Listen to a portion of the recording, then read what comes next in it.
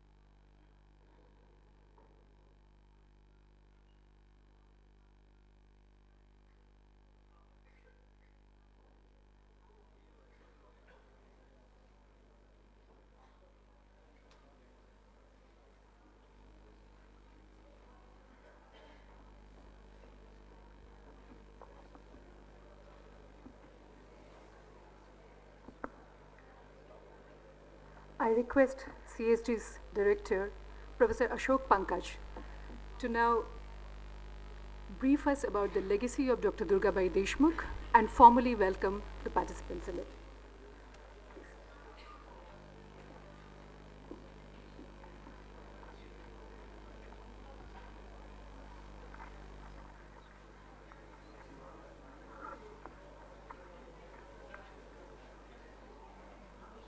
Good evening, everybody.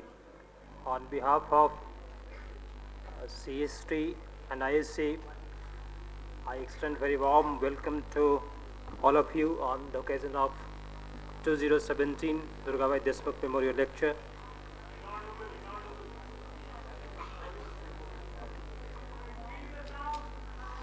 It will. First of all, I would like to welcome Dr. Kapila Vatsyan, who agreed to preside over this function. Kapila Vatsyan is a well-known name in this country. She is a scholar, author, linguist, dancer, ethnographer, educationist, and art historian. She combines the creativity of performing arts artist, insight of a scholar, and an overarching vision of a thinker in the domain of culture. As an art historian and a scholar, she has established through her writing, lectures, and exhibition the intrinsic interrelationship and interdependence between and amongst the arts, as also the interface of the arts with the domain of science, metaphysics, and sociology. She has contributed numerous articles and about 15 books in the field of art, culture, and literature. She is almost a Jarina of culture in this country, and she doesn't require an introduction to the audience.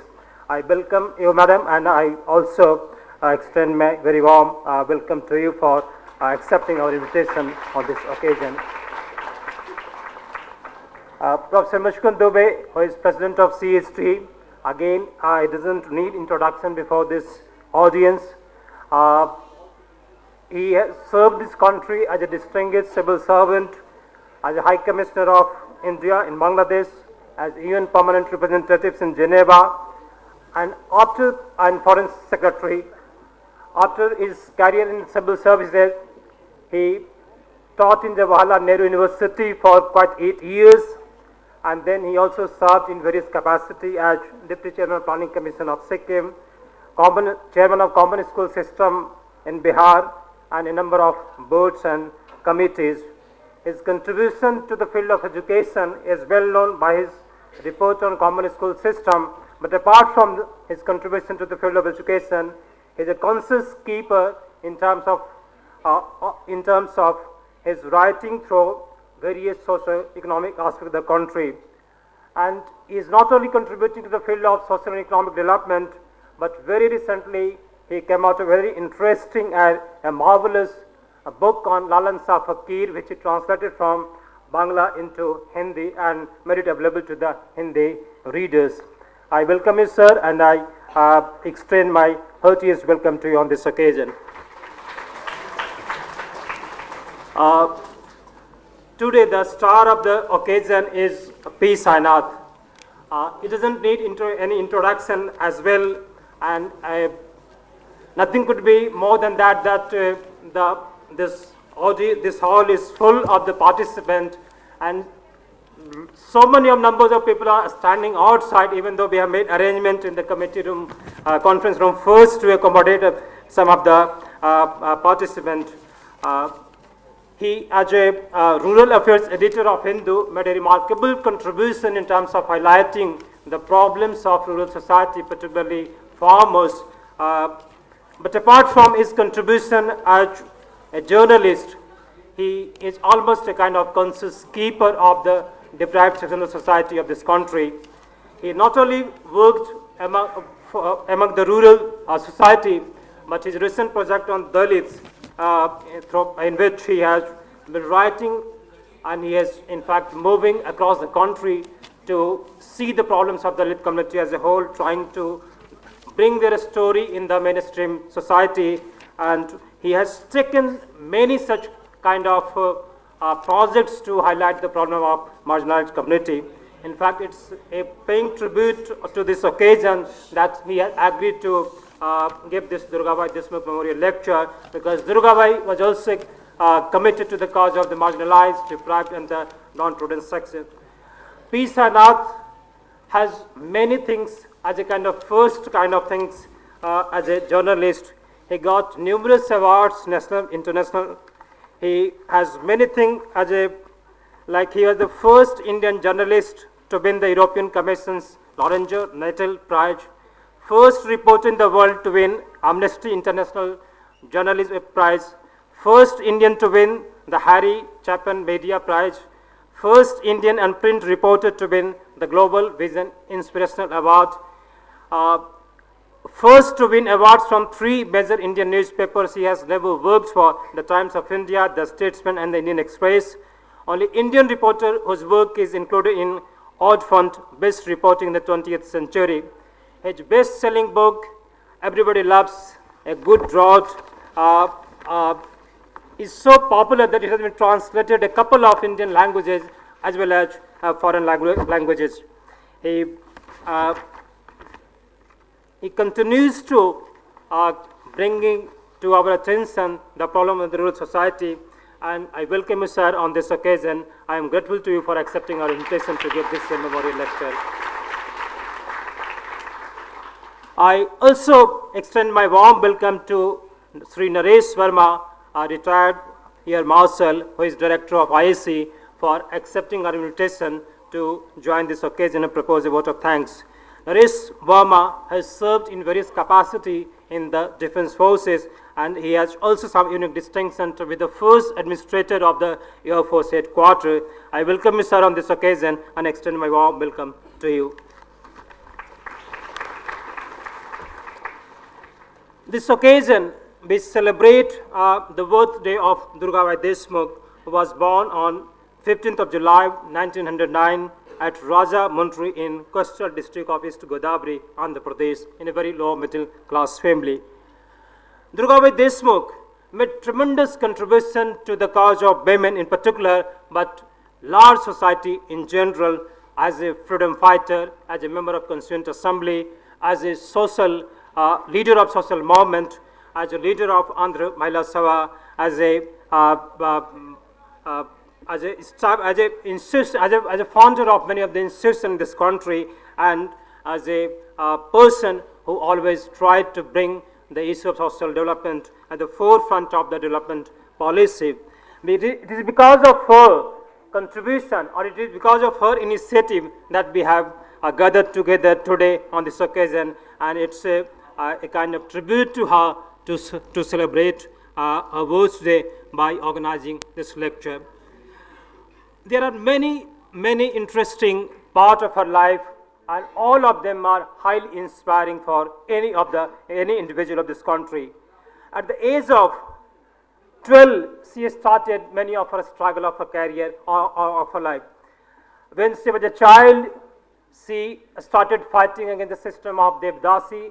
She fought against the system of problem of Muslim women, and she met Gandhiji and requested him to take up the cause of these women.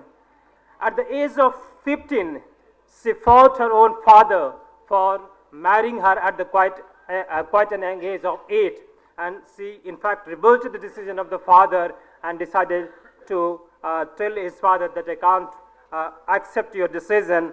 And then, but at the same time, the remarkable thing is that when his husband, she separated from the husband, then before his husband died, Suvarao, then he told his wife that you go to the protection of Durgabai Deshmukh, and in fact that lady came under the protection of Durgabai Deshmukh, and she gave her a job in Andhra Mahila Sabha and reared her children. She has many such kind of glorious and exemplary courages to show at this stage. At the age of 15 or 16, she was given a charge as a kind of young volunteer of Congress Party to monitor one exhibition that took place as a part of the annual session of the Congress Party in 1921. And she was given the duty of a volunteer to ensure that nobody without a ticket goes inside the exhibition hall. Incidentally, Pandit Jawaharlal Nehru wanted to see and go inside the exhibition hall, but he didn't have the ticket. And she has stopped him, knowing it that it is Pandit Jawaharlal Nehru. Then one of the organizers asked her, that, do you know who is he?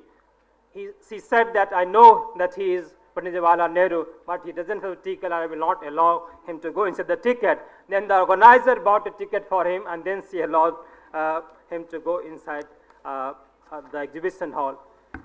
During Satyagraha movement and non-cooperation movement, especially during the salt Satyagraha movement, she went to jail a couple of times, and inside the jail also, she fought for the rights of the prisoners, she fought for the right of the women prisoners especially, and she interacted with the women prisoners and realized that many of them were in the prison because they were not able to defend the case. And then she decided to pursue her law and decided to give free legal aid to women. There are many such kind of stories to share with you, but I would suggest that you would read her biography, Chintamani and I, which gives a vivid depiction of her life, her courageous and exemplary contribution to the causes of women and deprived section of society, and sees a lighting inspiration to the whole country. I will not take much time about on this issue, as all of you are eagerly waiting for the main speaker. But before I give the chance to the main speaker or the guest of the occasion, I would like to tell you a brief about CST. CST was established in 1962 as a kind of group of scholars who wanted to promote the cause of social sector development in the country. It formally became a part of IAC in 1964, and then 1970 it got registered under Society Act. Since then, CST has been in fact promoting the various causes of social development through its research, advocacy and publications. B, as a research institute, it has made its own mark by giving attention to the problem of the marginalized communities, especially Dalits, minorities, women, deprived, and has completed a couple, it's 100 of projects highlighting the East region problem of this community. CSD publishes two important and flagship publications. One is India Social Development Report. We have already published 5 reports. This is published by CSD and OEP jointly, and you are aware, most of you must be aware of these reports.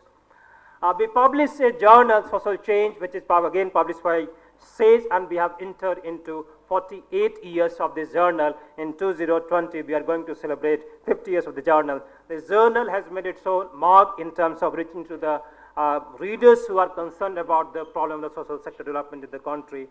We organize or we regularly held training and capacity building programs. We had 2 regular features in this regard. One is our research methodology, and we were a leading institution in the country in terms of providing training and statistical methods and tools. Many of those people who got the training in CST in terms of research methodology, they have excelled in their field of social sector research and development. We also hold some unique training, particularly in terms of rehabilitation and resettlement.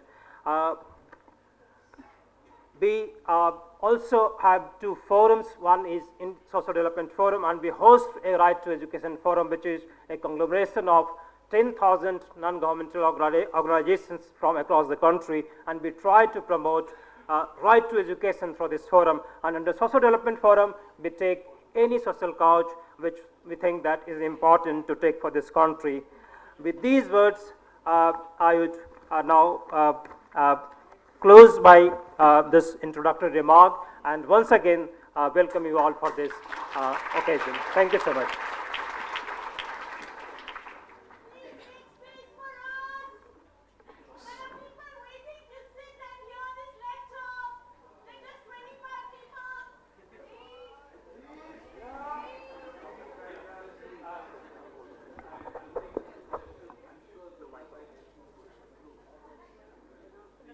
People sitting in the aisles and front out here, can you quietly, gently, in an organized way, get onto the stage and let the others come in?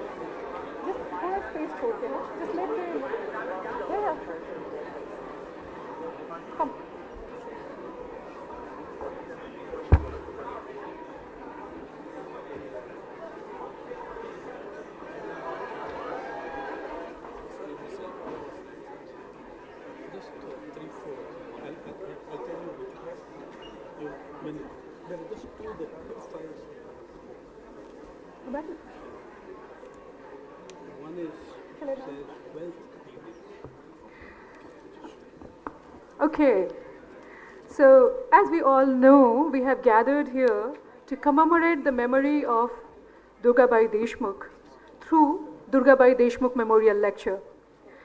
It's a great honor for us that this year's lecture will be delivered by country's eminent journalist, Mr. P.Sainath. So without wasting more time, may I request Mr. Sainath to come on the dais and deliver this year's Durgabai Deshmukh Memorial Lecture.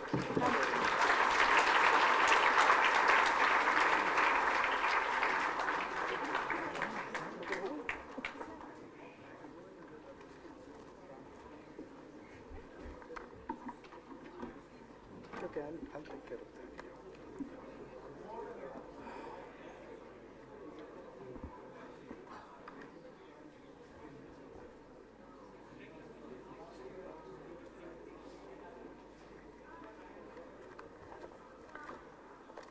Thank you. I'm delighted to be here. I came here from, around Connaught Place side and was driven past the renamed Planning Commission, now called Niti Aayog, called a lot of other things, but mostly not fit for polite society, rather unprintable.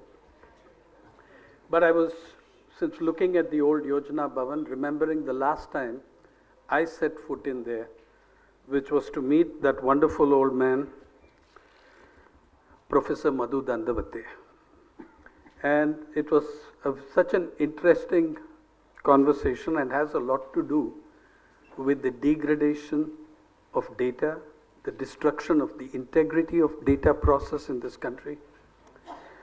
I was to meet him, but I had to wait an hour or so because he had been called off to the Prime Minister's office or something. And I was ascending the stairs and he came hopping down the stairs very quickly, tapped me on the shoulder and said, "Kill me, I say, I doubled poverty in your country today." And I was mystified. What was he saying? He said, "Kill me, I say, I doubled poverty in your country today." What had happened was that before he took over, a group of those very, very, very clever economists who seemed to abound in Delhi, had done an exercise which had which had brought poverty down to a record level of 19%. If that was true, it means that poverty has risen ever since, because the last official figure for 2011-12 was 21.92%. Okay, so they brought it down to 19%. Don't even ask how it was.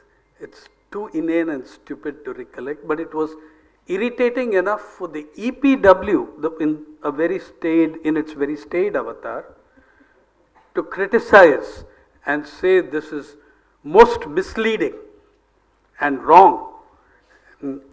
So what Professor Dandavate did when he took charge of the Planning Commission was to call for the estimates and put them in the dustbin. So the figures went back to something like 39%, and as I passed him on the staircase, he said, "Kill me, I say, I doubled poverty in your country today." Okay.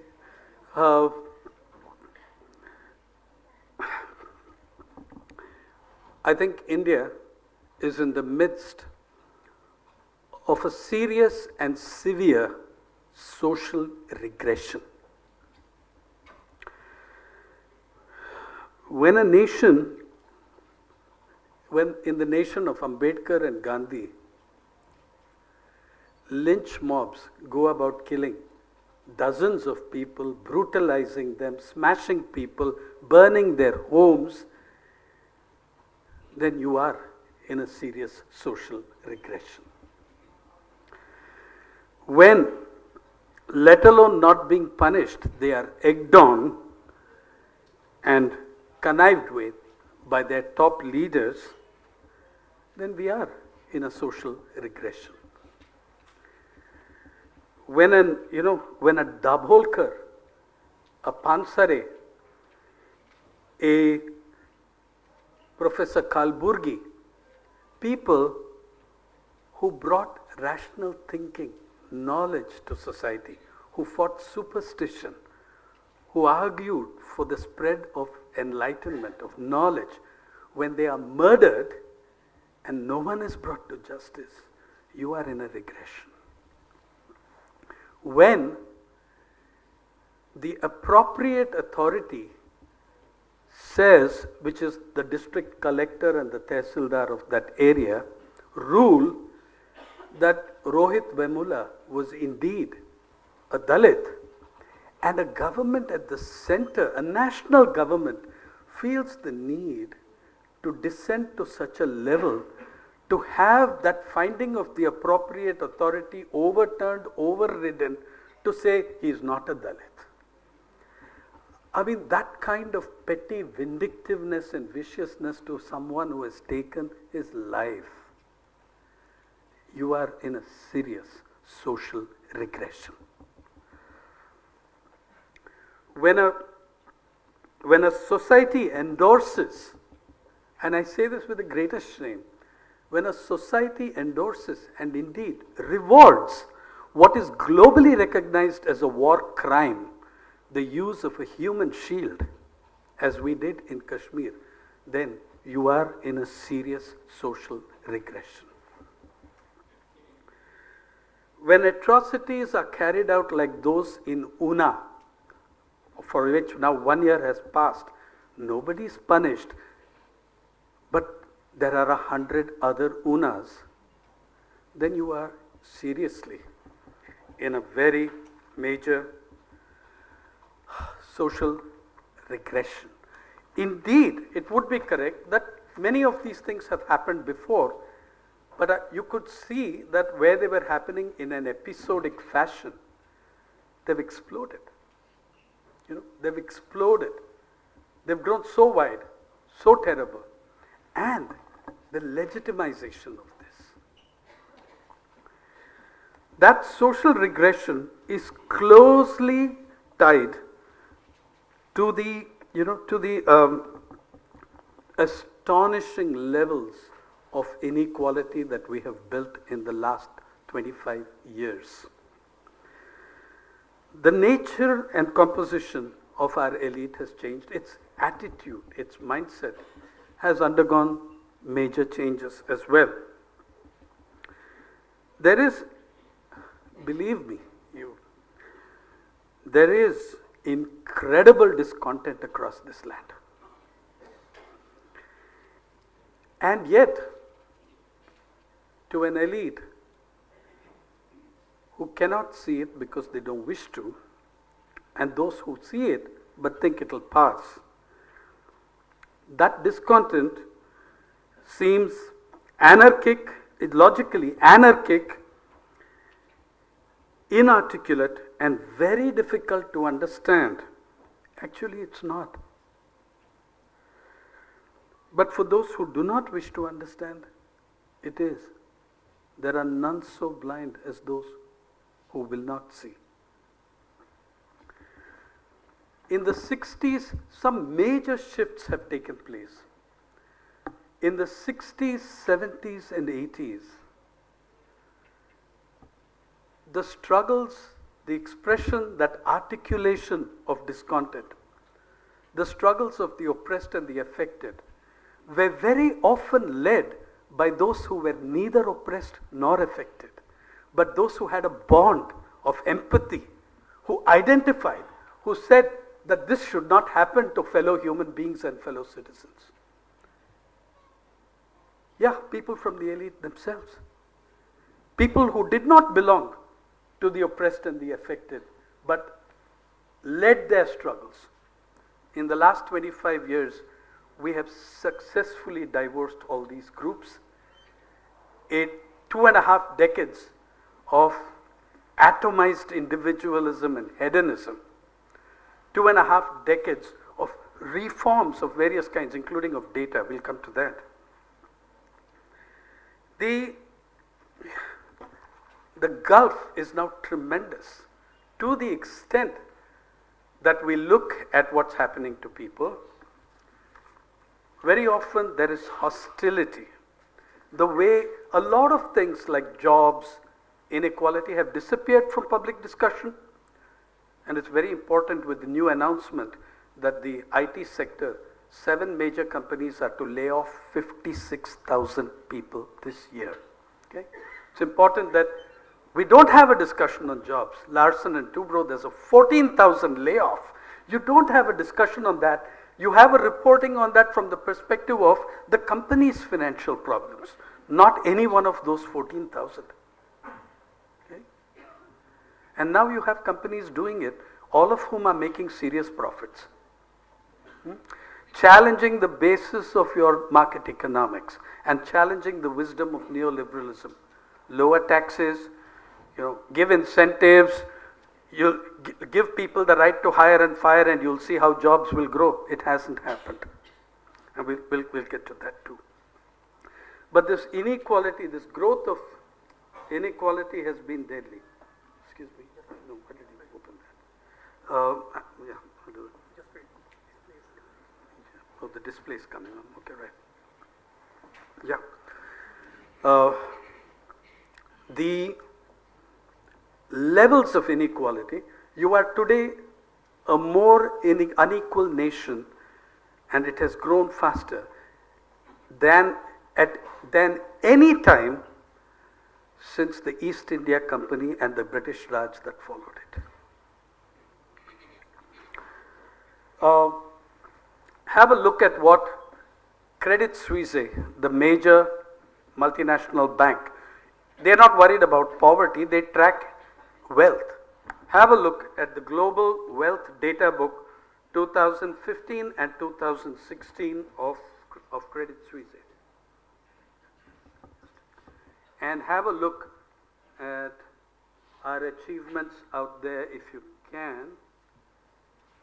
Well, I will. That's there. No, it's actually making it small. Okay, thank you. Thank you very much. Yeah.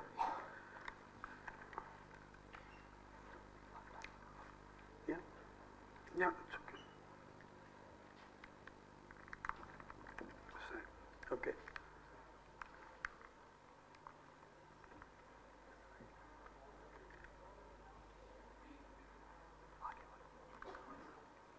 It's okay. It's all right. If you look, the top 1% of Indian society now own 58.4% of all household wealth. That is higher than in any country except Russia. But we achieved it in a shorter period. The Global Wealth Data Book for the year, the figure given for the year 2000 by Credit Suisse's Global Data Book is the top 1% of Indians owned 36.8% of total household wealth. It's now 58.4%. In 2014, it was 49%. In 24 months, the Indian top 1% added 9 percentage points out of total household wealth to their ownership. Compare that with the United States, the quintessential capitalist economy. It is universally acknowledged that the United States is more unequal than it has ever been in history. And the top 1% of the United States own 42.1% of total wealth in the United States. You know what that means, by the way? Among other things, it means that the top 1% of Indians today hold a greater share of wealth in their nation than the top 1% of the United States ever did in the history of that nation. That's how much inequality has grown. And even more tragically, in the last 12 months, when they added something like 5% to their wealth, for the first time in the Credit Suisse tables, the bottom decile, the bottom 10% of Indian society, its wealth turns negative. It falls from 0.1% to minus 0.7%. You can see the figure in the first column, that's the bottom decile. It's fallen from 0.1% to minus 0.7%, arguing or suggesting that those whose liabilities were anyway ahead of their assets are sinking further into debt. That's what it suggests. That's what it argues. Now look at the next two deciles. The second 10% of Indian society, 0.2%, and the third section of Indian society, the third decile, 0.5%. Do you know what it means? It means if you club the bottom 30% together, the bottom three deciles together, the bottom 30% owns zilch. That's what it means. It means the bottom 30% own virtually nothing. That is what that table means. Okay. You can look at the previous year when You can look at the previous year when this was, and you will see that how much it has changed in that time. Note that the closest to us is Thailand with 58%, and everybody else, barring Russia, is way, way behind us. Right? Also this year, I'm very happy to tell you, as you know, we as proud Indians, that the number of, for the first time since the creation of the Forbes billionaires list, India logged $101 billionaires. 101. No less. Now, you know, another interesting thing, if you look at the year 2000, when the top 1% owned 36.8%, there were $9 billionaires in India according to the Forbes list. In 2011-12, we had the socio-economic caste census data for that year. It showed us that 75% of rural households, the main breadwinner, took home less than 5,000 rupees. That year, Forbes counted we had $55 billionaires. This year, we have $101 billionaires. We are fourth in the global rankings of dollar billionaires and 131st in the Human Development Index of the United States, of the United Nations. Fourth in the billionaire rankings and 131st in the Human Development Index. This is your inequality. Oh yeah, and by the way, we've beaten just about everybody on the billionaire stakes. I mean, we've put paid to the pretensions of the Germans, who had the temerity to go ahead of us a couple of years. And of course, between us and the 800-pound gorilla at the top are, you know, countries like Russia and China, and we don't take these guys seriously, right? I mean, the Chinese billionaires' average worth is something like 1.1 billion. Our guys are way above 3 billion, average per capita worth of the billionaires. And as for the Russians, you don't ever take that seriously. I mean, every 5 years, they send all their billionaires to prison. We send ours to parliament.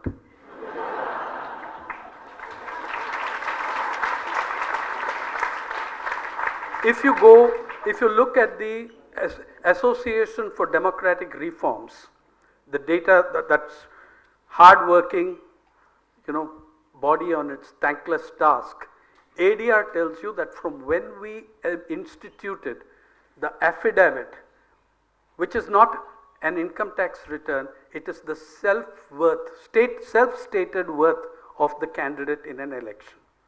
If you look at it, in 2004, the percentage of crorpatis in the Lok Sabha was 32%. Going by the affidavits of, mind you, this is your self-stated worth, and people tend to be terribly modest when that, yeah. In 2009, that went to 53%. In the 2014 Lok Sabha, it is 82%. Now, these 82% are representing the largest number of poor people on the planet. Can they do that? Yeah. Can they do that? Can they represent 75% of households in rural India, where the main breadwinner takes home less than 5,000? 90% of rural households where the main breadwinner takes home less than 10,000. Just 8% of Indian rural households, the main breadwinner takes 8%, takes home 10,000 or more, and that is usually, and if you take Dalits and Adivasis, that falls to about 4%, falls to about half, and most of those are government servants who earn that kind of income, but you have $101 billionaires. What an achievement. Yeah. That is the moral matrix of your inequality. So it reflects in everything we do. It reflects in the kind of inequality that we're talking about shows up in a number of other ways as well. But let me talk about now, what is this? Who are these elites? Before I get to them, before I get to that division, I want to, which is very trivial really. We spent much of June doing the usual recollection of the emergency. Correctly so, you should. But here's the problem. We have spent 4 decades since then ritualizing our remembrance of the emergency, institutionalizing our embrace of it. We have spent 4 decades ritualizing our remembrance of the emergency, institutionalizing our embrace of it. Recalling the terror and tyranny, we do that once annually, while replenishing the toolkit of that emergency every day incrementally. We recall its horrors annually once and replenish its toolkits every day with new oppressive laws, with new oppressive acts, with new oppressive legislation, and simple arbitrary exercise of power. I did not suffer to any degree as an 18-year-old student leader. I did not suffer to any degree what others did during the emergency. I did not. But you know what? My friends and I did not suffer that, what others did. But you know what's important? It mattered to us that others did. That's what was important. We didn't suffer it, but it mattered to us that others did. I was the general secretary of a large students' union down south in Tamil Nadu specifically, where most of us almost completely escaped what was going on up north. And it took time for us to absorb and understand that. But we made that effort because it mattered that others had suffered. You know why it mattered? Because the value and the word justice meant something to everyone, not just to those denied it. It wasn't just those denied justice to whom justice mattered. It mattered to the rest of us. Okay? Today, the affected are on their own. The oppressed are on their own. They have to represent themselves. And there we find anarchic, inarticulate, chaotic. How can these people behave like this? This is no way.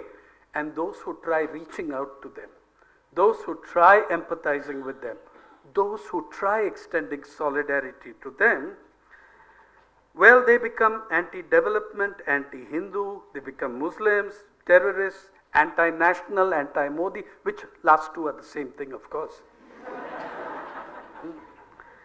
I'm unable to recall, in the emergency,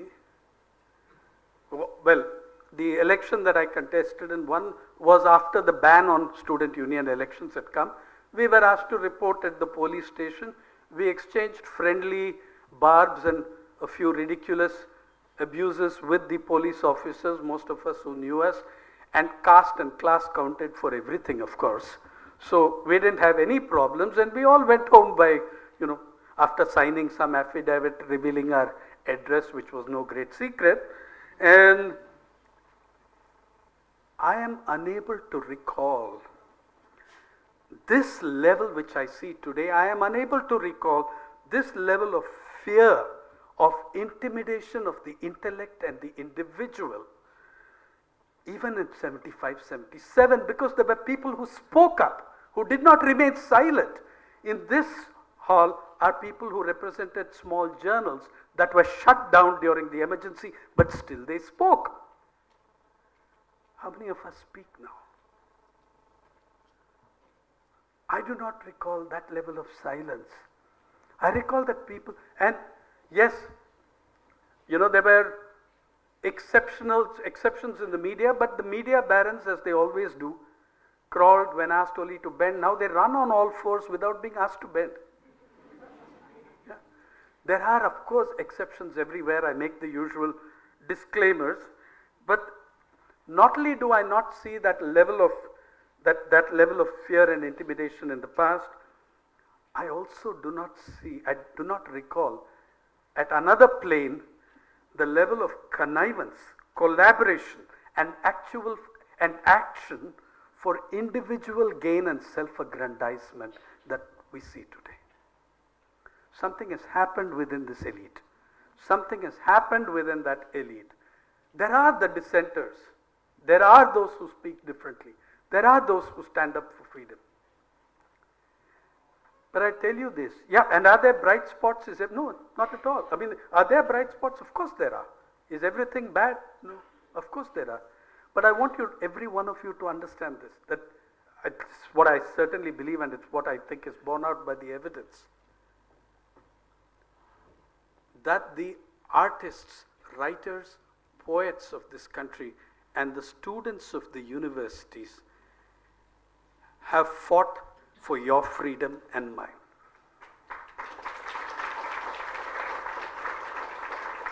They have stood up to be counted as their predecessors did during the emergency, when from field to factory to campus, people stood up to be counted and suffered for it.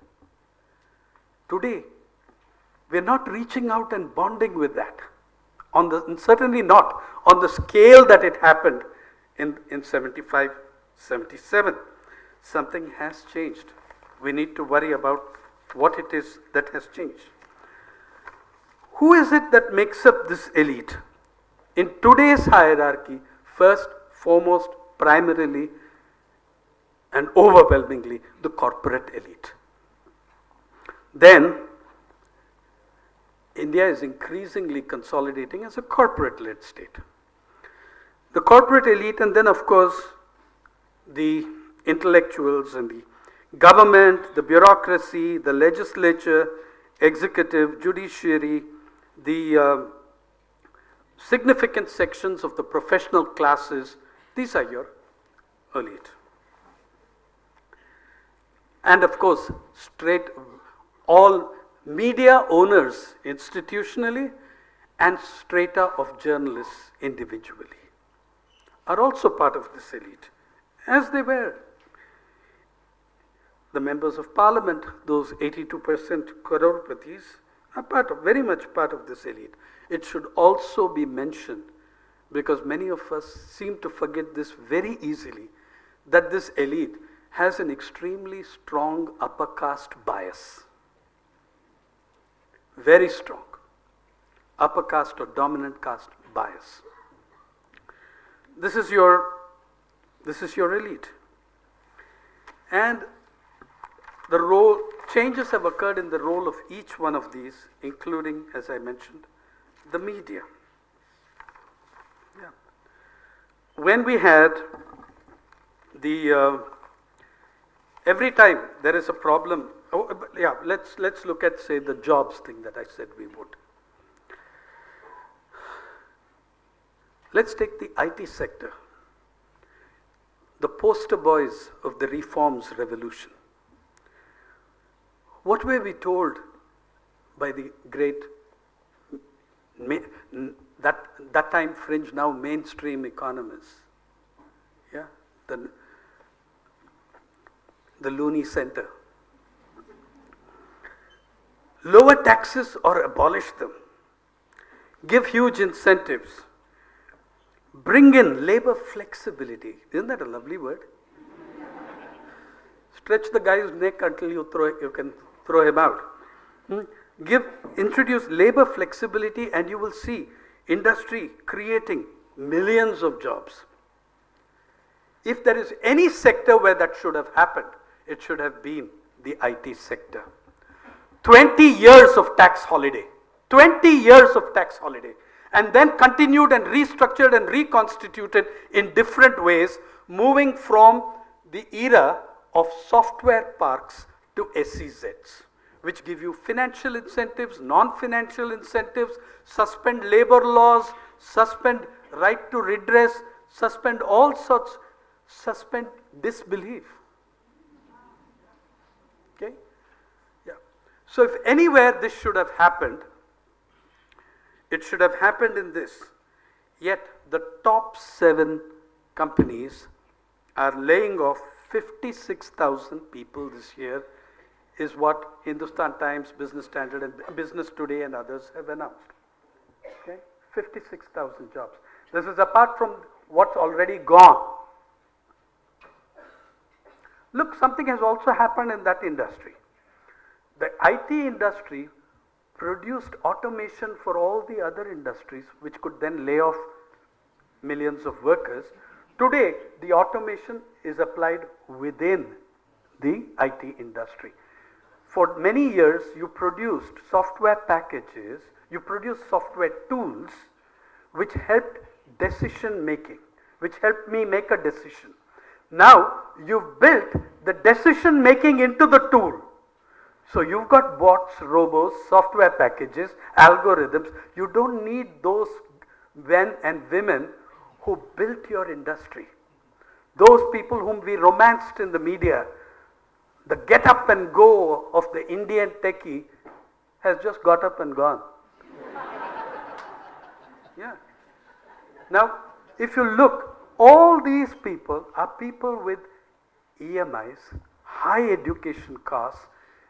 There's about a minimum of 50 to 65,000 that they have to spend on EMIs for housing and education for their children every single month in an increasingly privatized environment. By the way, unlike the earlier industries of steel and others, the IT industry never created facilities. It created table tennis tables and pool tables in its office.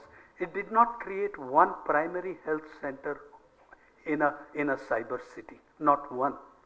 Not even a dispensary. Maybe there was a doctor for emergencies, who spent his time at the pool table, but they did not create that. Everything was given. Where are the jobs? They're going. They've gone dramatically. Here's another thing. None of those companies is making losses. They range their profits, and I think this is, I'm not sure that for all of them it is post-tax, but their profits for the previous year are ranging at the bottom end from 2,800 crore to 23,000 crore for the largest of the companies. Yeah? So they're making money hand over fist and laying off tens of thousands of employees. You tell me what it does to your goddamn economics. What does it do to your society? What does it do to people who constructed your software superpower status? Yeah. What does it do? So where is this in our discussion? Where is this in the public domain? Where is this? It's about the hardships of the company and of the industry and the kind of problems they anticipate from the coming of Donald Trump. But if you think that those are the only guys, you're mistaken. Have a look at the media. How many jobs it has laid off. Again, companies that are not necessarily losing money. After the 2008 Wall Street collapse, all your major newspapers kept on crowing about how India has been untouched. Actually, it was relatively so because of your bank unions, which did not allow Indian banks to go the way American banks had gone. Yeah, but we have demonized unions in the last 2 decades. We have finished them, like we did in the media, resulting in considerable loss of independence of the journalist, since there is no one to protect us when we are victimized. Okay? Now, many of profit-making companies, giant media companies, which are really smaller, these giant companies are often very small departments of much larger conglomerates. The old type media monopoly has gone. When you were a big monopoly by yourself in the newspaper world. Now, in the media world, Network 18 is the biggest thing going. But it's a very small part of Mr. Mukesh Ambani's holdings. They'll run it even if it makes losses because they don't want that. But they'll run it because it serves other purposes. It serves other uses. It serves other corporate interests.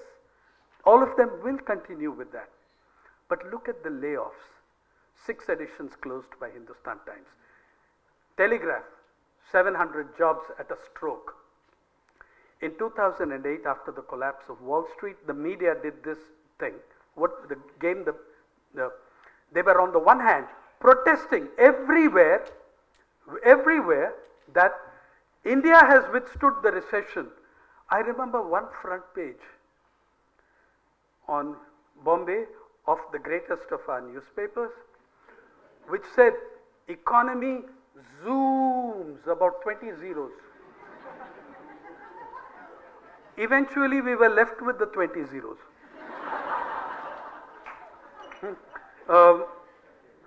Then you had, look, I say this as someone who on September 20th will complete 37 years in the media, in an occupation I love. I've never wanted to be anything but a reporter. I'll say this, the media are the most exclusionist institution of Indian democracy and have become the most voracious in defense of corporate interests. The media are no longer pro big business, they are big business. Okay? And in 2008, in 2009, I had the distinction or the dubious distinction of breaking the story on paid news on the front page of the Hindu. Very little discussion on it. The Indian Express and the Hindu carried stories. Most others simply shut up about it because every major newspaper, every major channel was into that game. Okay? You have a very debased and corrupt media ownership. Be very clear about this. You have a very debased, degenerate, corrupt media ownership that from the 1980s had systematically destroyed the unions, journalist unions, till there is no one to protect the journalist who is independent. When we broke the paid news story, I got a call from one of the senior most Marathi journalists who said, hey, listen, 2 years senior to me, and said, tomorrow you're going to see a big interview with a big minister in my newspaper. You'll find it's under my name. It's entirely bogus and paid news. I said, what happened? He said, when you and I joined journalism, my dear, 30 years ago, there was a thing called the Working Journalists Act that protected us. Yeah, we could not be so easily victimized or thrown out. Today, I work on an 11-month contract, he said. I was still working for a paper that at that time was still adhering to the wage board. He said, you can afford to do these stories. I can't. I'm in the 8th month of 11-month contract. Yeah, I've got EMIs of 30,000 on my housing loan. I've got 2 kids in college, one looking for a job, a mother in hospital. Do you want me to be a hero, Sainath? I had no reply for him. What would I have done? I don't know. They told him that the interview is already done by a public relations agency. But you know, senior person needs a senior journalist byline there. Yeah. So you improve it, no? I mean, you can make it better, the interview, put it there. And anyway, the entire paid news scandal also happened. Oh yeah, it was the first attempt in the newspaper industry at a cashless currency. 8 years before demonetization, what they did, they increasingly created rackets where they, like private treaties and stuff. I have a private treaty with you as a company and I acquire 7 to 10% of your shares, which makes me a part owner of your company. When I have 234 such treaties, the question arises, am I a newspaper or an equity firm? And so this was another part of the problem. Now they were being paid for the advertisements in shares. Now what happens when you're paying in shares? The advertisement rates remain the same and the IT department is going to collect taxes on those rates from the newspaper. But the share value is volatile, and when millions of these shares were worth nothing in 2009 after the collapse, suddenly you were holding millions of pieces of paper that weren't worth the paper they were printed on. Okay? That's when paid news came in. You'd think that there would have been some soul searching when the scandal came out. My friend Paranjoy Guha Thakurta and Srinivas Reddy did a 73-page study and report on paid news for the Press Council, a report the Press Council promptly killed because it named names. Later, a newly incoming Press Council chairperson put that up on the website, but after the controversy had died, after the issue had gone, it was no longer hot and hard news. So all those people got away with it. All of them got away with it. So that let's look at some of. I am writing the new. But Madhu Dattavate, the reason I got to meet him was to ask him to release my book. And after I realized what he meant by doubling poverty in the country, I knew that this is the only person I want to ever have release my book. And while doing a new introduction for it, I asked the Center for Media Studies, Delhi, to work some tables out of their data. This is what they tell me. You thought that the media don't cover rural India, right? They don't cover urban India either. 67% in 2015, 67% of the front page space of a national daily, I love that word. It simply means anyone who's publishing at least 2 editions, one of which comes out of New Delhi. Then you're a national daily, right? So that 67% of the front page of national dailies, I'm sorry, whether it is Hindi or it is English, the numbers are broadly the same because it's the same guys owning everything now. That individualism isn't there, that was there 20 years ago.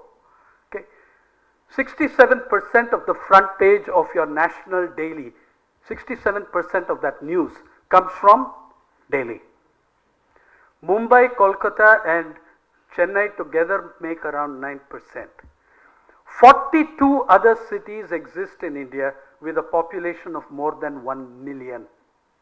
42. Total cities in India with 1 million plus 46 in the 2011 census. 53 if you count urban agglomerations apart from cities, statutory towns and cities.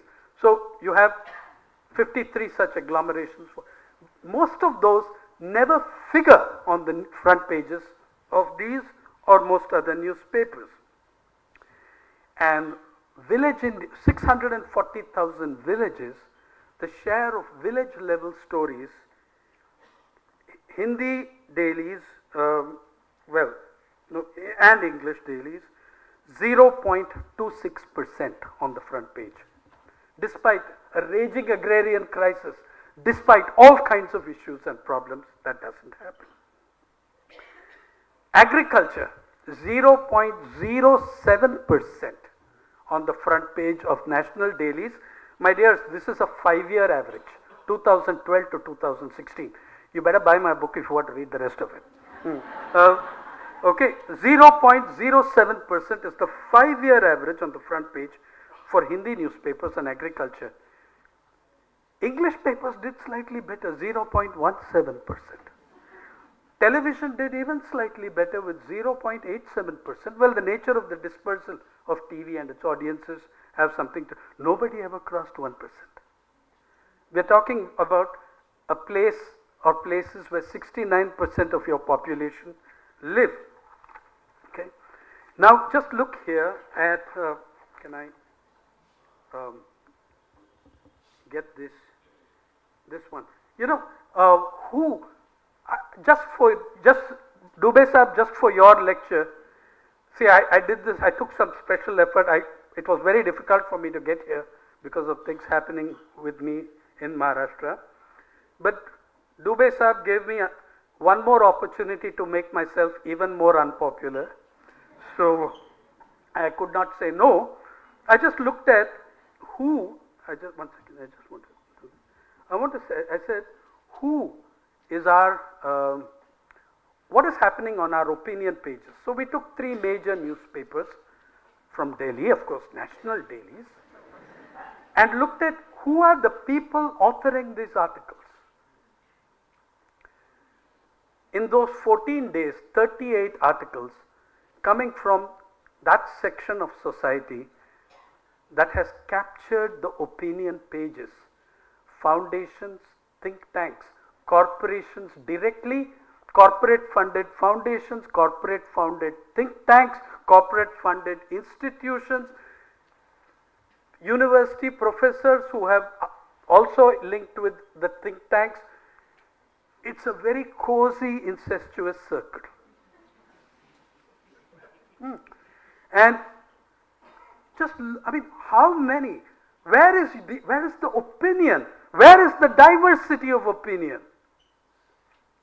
Yeah, have a look. I'm just scrolling very fast so that you can't see properly. But just look, 27th June to July 5th, I think, July 7th. Okay, foundation, think tank, other.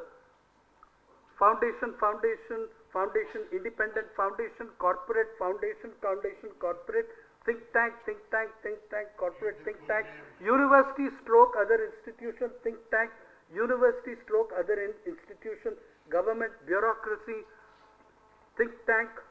Okay, these were just picked at random. We didn't take the whole lot. We just looked at how many of these are there, and there were 38. 38. Where is public opinion? These were supposed to be spaces. A good newspaper is a society in argument with itself. That's what good journalism is about.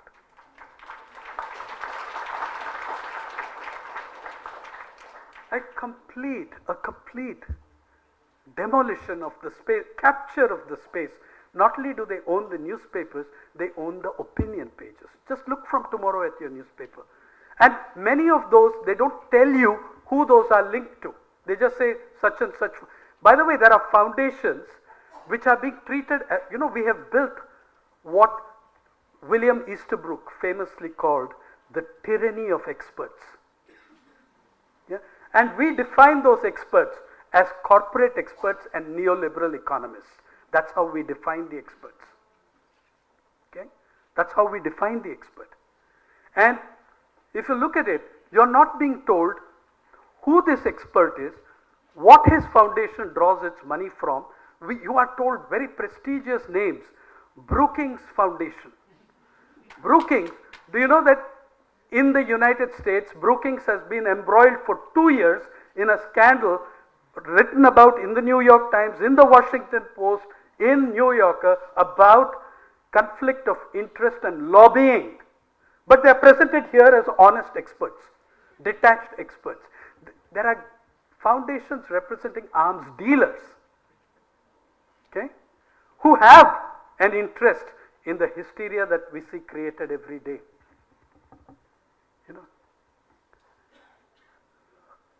I won't even go to television now because I won't get onto that because I don't think my sanity can take it. So that's your opinion. Whichever part of the elite you're looking at, the poster boys of the reforms, the government, the bureaucracy. Listen, you had two senior representatives of your, senior intellectual economist varieties in a discussion last year on NDTV with Thomas Piketty, where they famously said that they dismissed the idea that inequality was a big issue. As they said, one of them specifically said, if somebody has made lots of wealth and flaunts it, it's no business of mine. And the other guy dutifully said, I think I'll go with him on this one. Yeah. Now, if, by the way, if even as late as 1993, 94, I do believe, sir, that if the chief economic advisor had said inequality was not an issue or implied it, that chief economic advisor would be looking for a job the next week. Okay? Something has changed. Yeah? You can say this and make a damn virtue of it. You can, of course, he did use that language himself. He said, I think I'll go with that. Yeah. Yeah. Yeah. I mean, these are the, and then, basically, it's all got to be growth. You're sitting in a country with a mega water crisis. You're sitting in a country with a mega farm crisis. You're sitting in a country where you're pushing a development pattern based on rapid overexploitation of swiftly depleting resources with hugely emerging environmental and consequences, and you still believe in that mantra. You don't even want to discuss what's going on with water. Your water problem in the south is not because of Kaveri sharing. Okay, it's not. Though that is a huge, emotional, gigantic and important issue, considering that the 60% of your irrigation comes from groundwater sources. Please know that there are other issues involved. We are destroying the aquifer. We are doing incredibly bad things to our one town in Tamil Nadu called Tiruchengood is the borewell capital of the world. Borewell rigs from that town, which has a population of 60,000, drill at a very conservative estimate 2 billion feet into your aquifer every year. You can see these stories on the People's Archive of Rural India if you will visit. Yeah. And you have this unbelievable complete blindness to the destruction of resources and environment. David Attenborough put it so beautifully. He said, if you believe in infinite growth in a very finite planet, if you believe in unlimited, unending growth in a planet where resources are dwindling very fast, if you believe in that, you are either an idiot or an economist.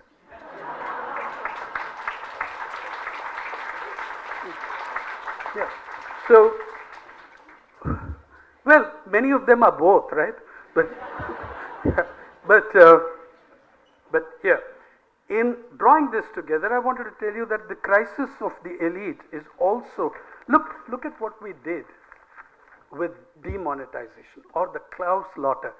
Even when a section begins to whine a little bit, as they did during the demonetization, while at the same time supporting what is an increasingly broken down Aadhaar system, while at the same time, even a few have begun mild whimpers of protest in editorials. I'm not talking about the writers, I'm talking about the unsigned editorials of newspapers on the extension of the cow slaughter ban. You have no idea the damage this has done to people. Of course, why was it done? You don't even have the honesty to say it was done to screw the Muslims. Be honest, say it. That's why it was done. It didn't do that. It finished the Muslims. It destroyed every other section across Maharashtra, from the Maratha farmers to the OBC dalals of the cattle markets. Above all, it finished and destroyed the Dalits who made your Make in India brand long before Mr. Narendra Modi was heard of, and called it the Kolhapuri chappal. Yeah. The Kolhapuri chappal is finished. No hides. No, and you try buying hides from Tamil Nadu, from Krompet, the vans are burned by the Bajrang Dal or the VHP or whoever lays their hands on it first.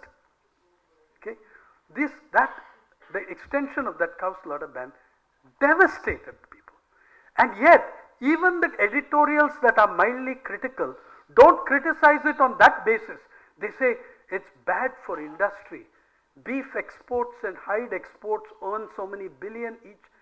Where is your moral position on forcing a section of the population that you will have this diet because I say so? Where is your position on the rights of human beings? Yeah. This is the moral matrix of your inequality. There's a reason why your media, which are no longer your media, they belong to a very few people. There's a reason why they can't do it. The media, okay, I will wind up with this.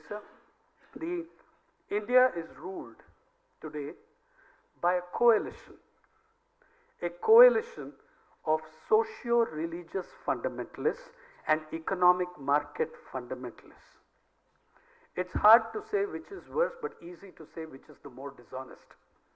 It's the latter, who are such clever, brilliant people and polemicists. And they think they can manipulate the primitives as they see them of the socio-religious fundamentalists. Your neoliberals are riding the tiger. And they haven't crunched their data on how many people have done that successfully and lived to, probably because there's no data, since none of them lived to tell the tale.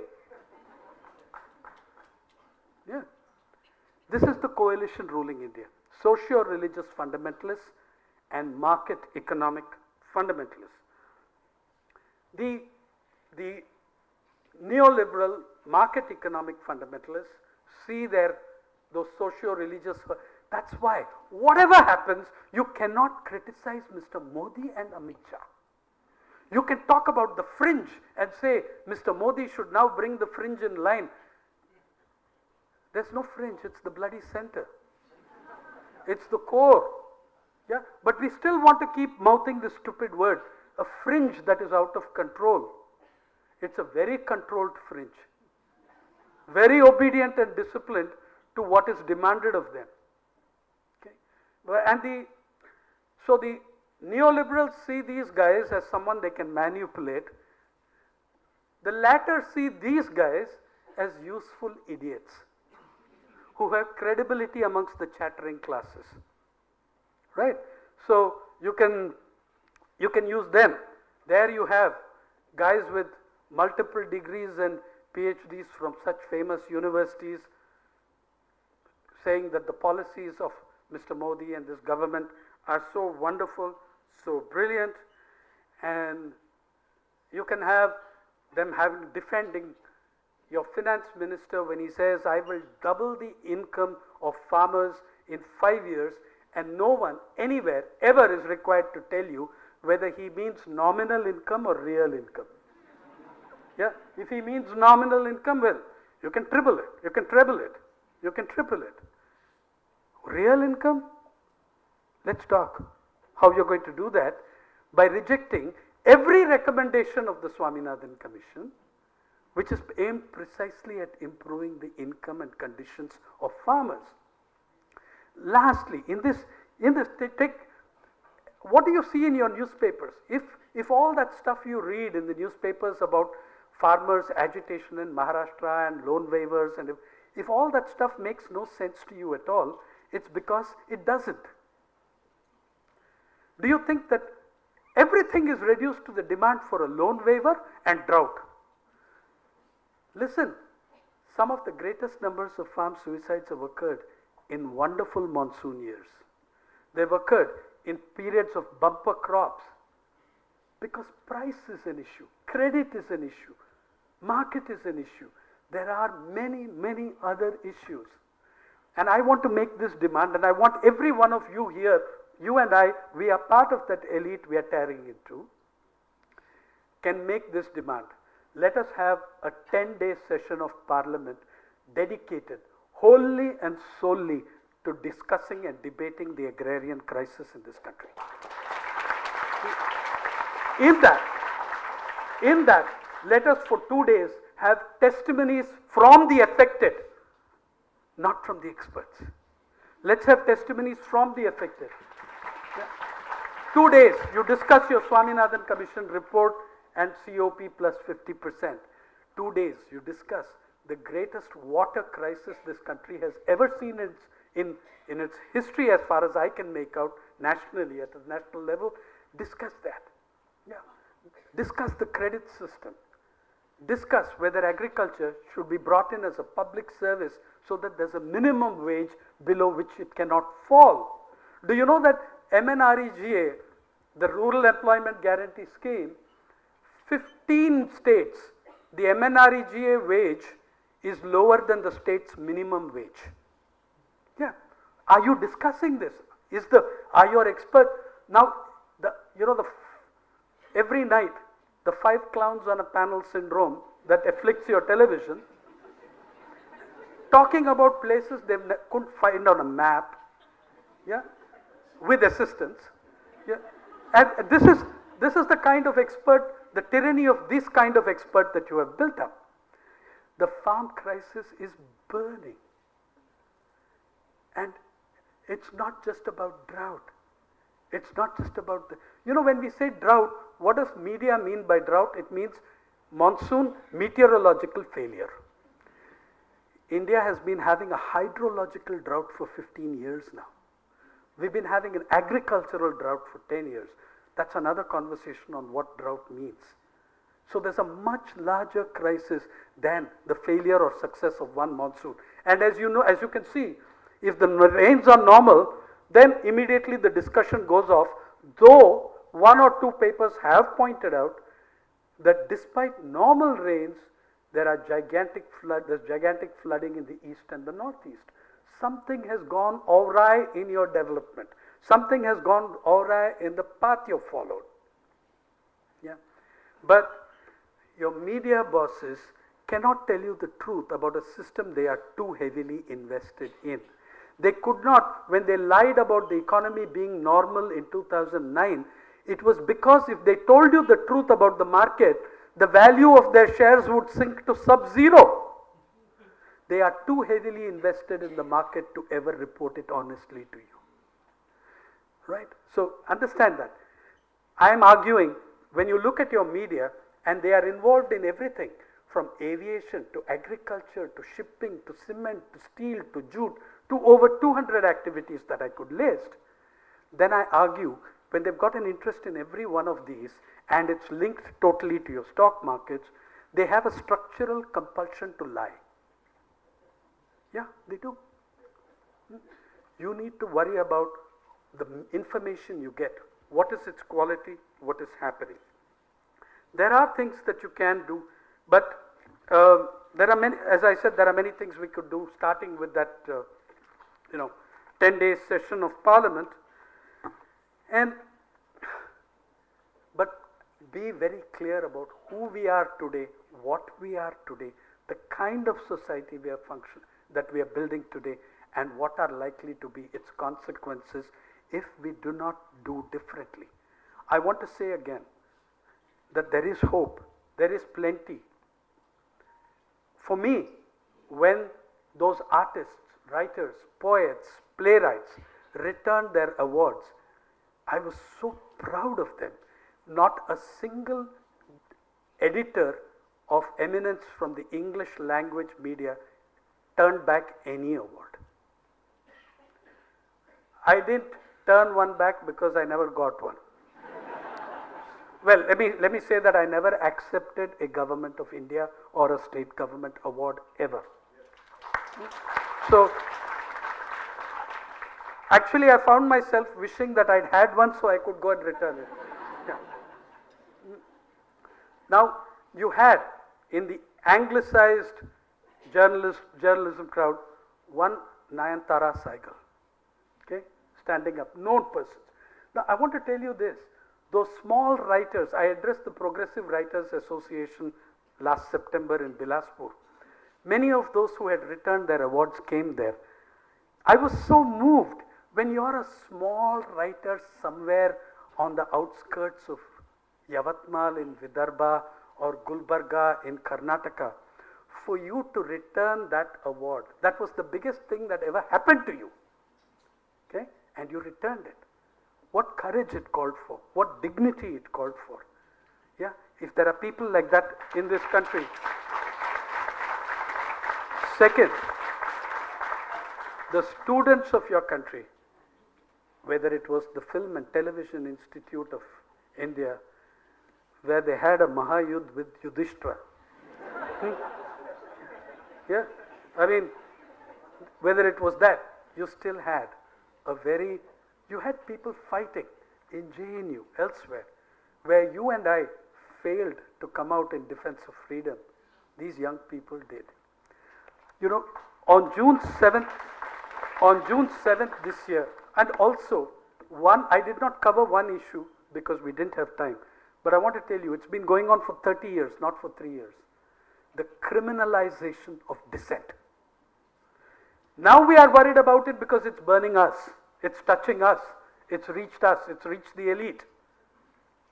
It's been going on for 30 years. Go to POSCO, where when I meet Abhay Sahu, leader of the POSCO, they won their battle, by the way. And when I meet Abhay Sahu, I just ask him how many. And he tells me how many new cases have been put on him. It was past 52 or 56 when I last met him. You go to Kalinganagar, an Adivasi couple, the Jarikas, both of them educated with degrees from Cuttack University, never seen a police station, inside of a police station or a cell in their lives, but then they meet Tata's Kalinganagar plan, and between the two of them have 91 cases. Yeah, take Sudha Kumari, I can't pronounce her name properly, in the Srikakulam port struggle. A 78-year-old woman, now she's 82, 81, 82, this much, weighing 35, 40 kilos, yeah, attempt to murder a police party. Yeah, armed to the teeth police party. She can barely hold that sickle. Yeah, and it is morally revolting what we have done. Now, in Koraput, I go and find a chemistry professor in jail. They put a number of cases against him, including theft of a buffalo. He's a chemistry professor. Yeah, and this chemistry professor probably can't distinguish a buffalo from other bovine creatures. Yeah, but I asked the then top cop of Odisha, this was some years ago, why? I mean, what is the ridiculous clause? He said, sir, you don't know, these are terrible fellows. You don't understand. I said, yeah, but I don't understand certainly why you have to put a charge of theft of buffalo. He said, sir, we know that many of the cases we put, the court will dismiss.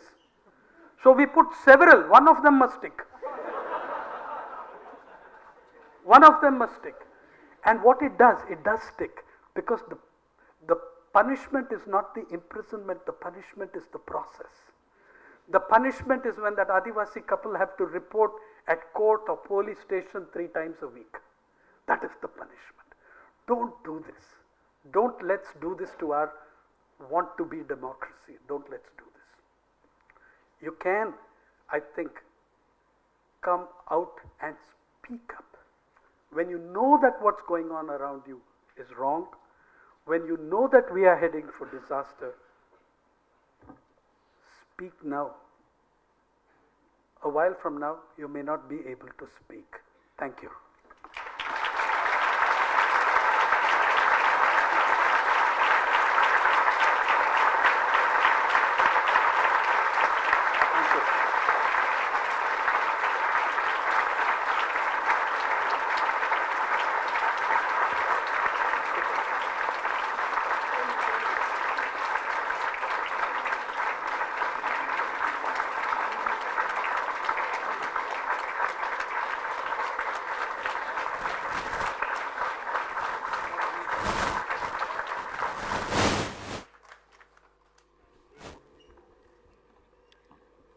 Thank you so much, sir, for your phenomenal analysis of the moral economy of elite and how this economy circumvents elite's ability to confront the question of inequality, which is a very essential and disturbing question for us. Now, may I request Professor Mujkund Dubey to share his opinion about this year's Durgabai Deshmukh Memorial Lecture? Please, sir.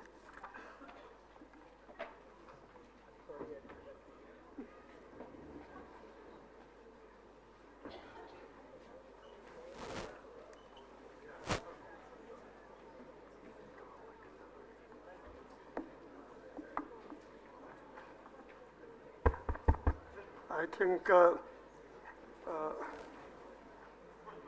Kaplavasan, P.Sainath, and friends,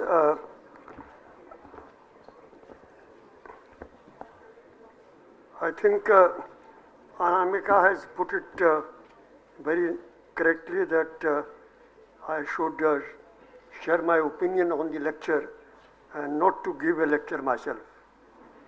And this is precisely what I shall try to do. Firstly, I think hearing this lecture, which I could have guessed even earlier, we could not have done greater justice to the lecture which has been in honor of Durgabai Deshmukh. I think he said a great deal about what she stood for, what she herself tried to achieve in her life, and the initiatives and risks that she took for that purpose. I think P.Sainath to many may sound very, say, ultra radical and even sensational. But even the sensational and the most radical and shocking things that he says is based on solid data and facts. It is very difficult for anyone to contest it. There's a whole lot of research and thinking that goes behind what he says. I think what he says is so true, so starkly true, that you just cannot afford to ignore it. But of course, this is applicable to only sane people, not the insane ones who have placed themselves in a position to guide our future and destiny.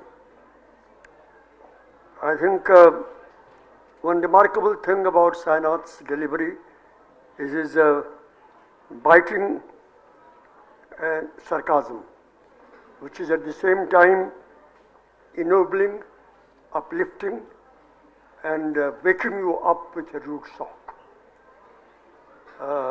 India has a long tradition of sarcasm, and some of the instances that I have severed in my own language, and one other language that I know is Bengali, is of Kabir and Lalan Shah Fakir, whose book I have recently translated. But Sainath sarcasm stands almost on par.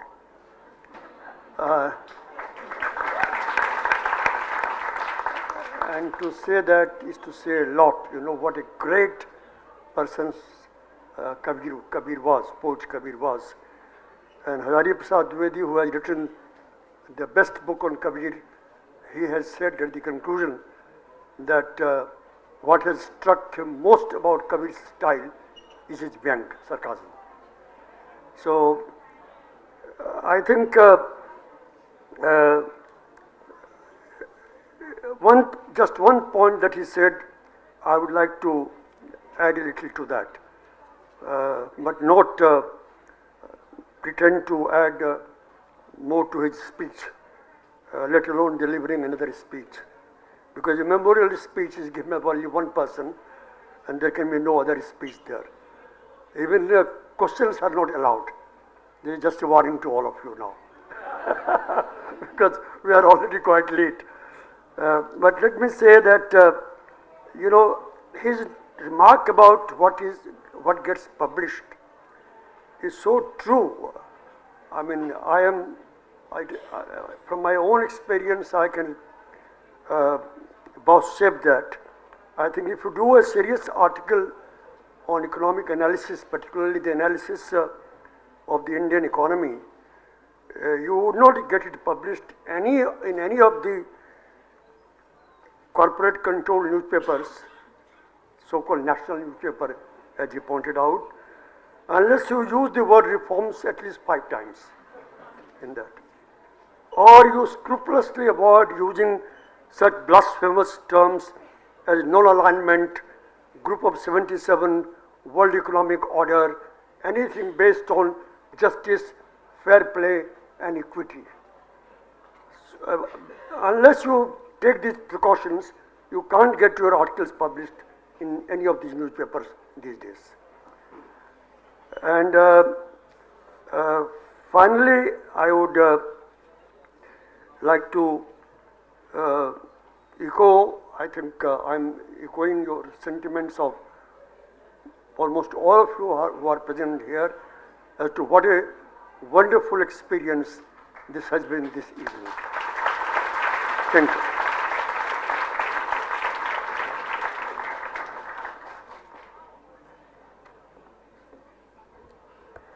Thank you so much, sir.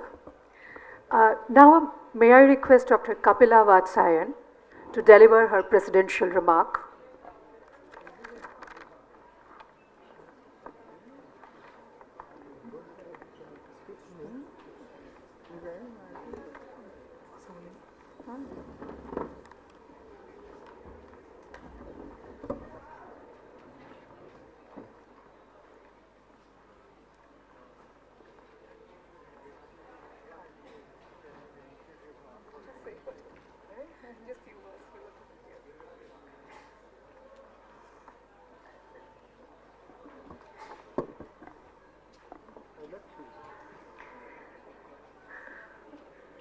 Mr. Sainath,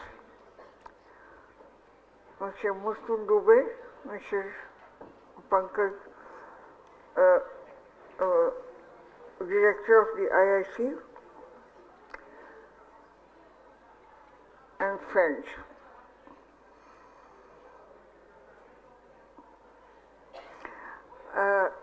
Allow me to mention that Mr.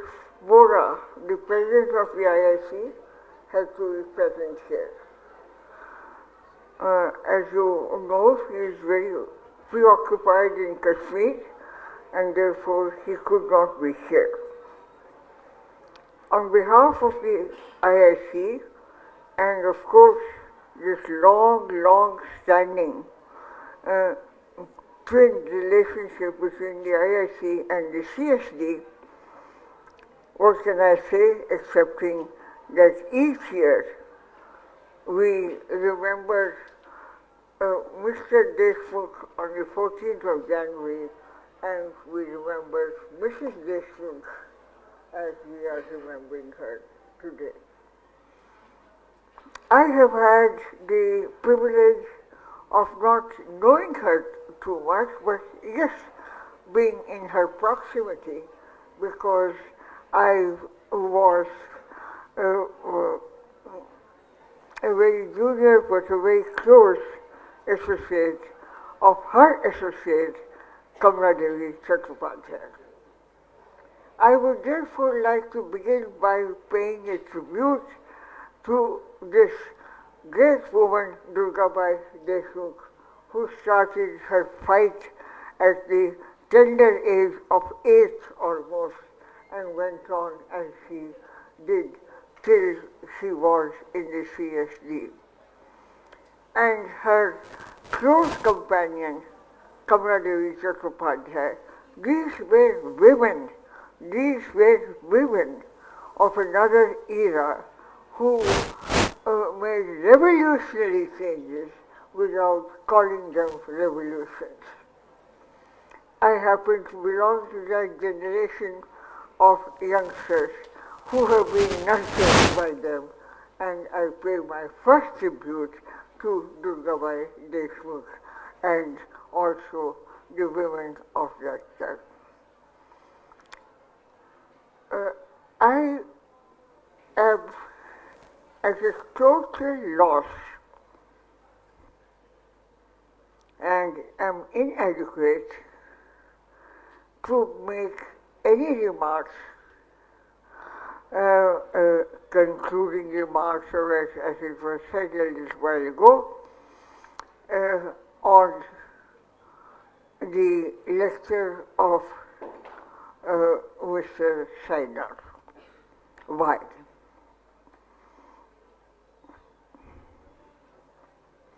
I heard it with great attention.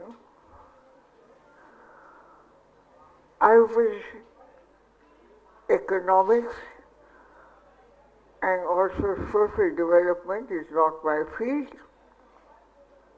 Nevertheless, as a citizen of India, it is my field and my concern as to what is happening and what has happened in this country at the levels at which he spoke. Because those are the levels, not all of us are very nice and important people in the ISC, but it is those people and that humanity which is the basis of India and basis of all that we understand by not just economy, but Indian culture, Indian sensibility, and what I would go further, they are the people who have been responsible for the continuity of this civilization. And it is to those aspects that Mr. Sainath has been drawing our attention, both through his writing and his absolutely brilliant and scintillating lecture today, full of facts and figures, and yet, or not yet, full of very, very disturbing news. Very disturbing news in terms of what we consider to be the Indian, I would use a generic term, reality. Those of us who live in cities and who are so concerned with, and all of you youngsters are concerned with the future, but you're still not in grip with the reality and the I would say, both the elevating as also the gruesome reality of this country, and we are rather distant from it. And it is to that Mr. Sainath has drawn our attention, not only this brilliant lecture and in depth, but also through his writing, which one has pursued in Hindu and in other newspapers. Friends, And you are a younger generation, and I'm delighted, absolutely delighted, that all of you are here representing the future of India.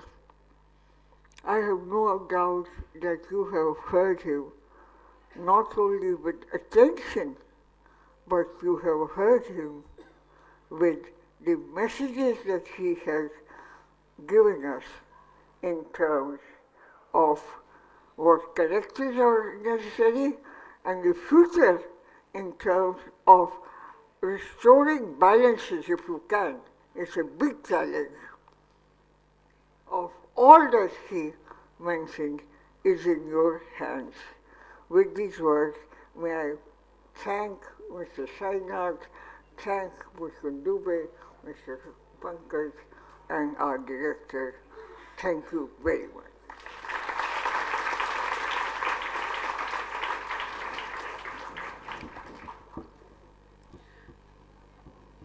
Thank you so much, ma'am.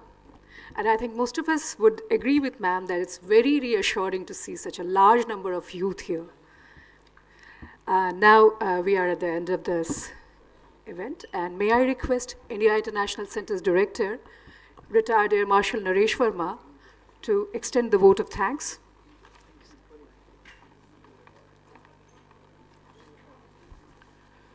Well, ladies and gentlemen, I assure you, there is nobody else lined up after me to speak. So, please allow me to do this formality, and I assure you I won't take more than a minute. This has been a wonderful event this evening. In my 2 years as Director IIC, I have never seen the C.D. Deshmukh Auditorium chock-a-block, but to tell you, not only C.D. Deshmukh Auditorium, the CR conference room 1 upstairs, the corridors where the screens were provided, the foyer outside were just chock-a-block. Just goes to show the popularity and the anticipation people had for this lecture. And in these 2 years, I have never been guilty of dereliction of duty, but today I'm guilty of dereliction of duty because I couldn't provide a seat to our life trustee, Mr. Shyam Sir and Mrs. Saran. So had I been in Air Force, I would have got an adverse in my ACR. So on behalf of India International Center and Council for Social Development, I would like to extend our gratitude to Mr. P.Sainath for having agreed to deliver this important lecture. Needless to say that the lecture was most topical and relevant. So relevant that I had made out a script, it has suddenly become irrelevant. You know what he talked of, moral matrix of inequality was indeed moving. Ladies and gentlemen, after this, I'm supposed to go for a dinner to the nearby Tony Aurangzeb Road. I'm sure, I don't think I can eat a morsel today, leave alone that chicken malai tikka. Thank you very much, Mr. P.Sainath. We are grateful to Professor Muchkund Dubey, President CSD, and Dr.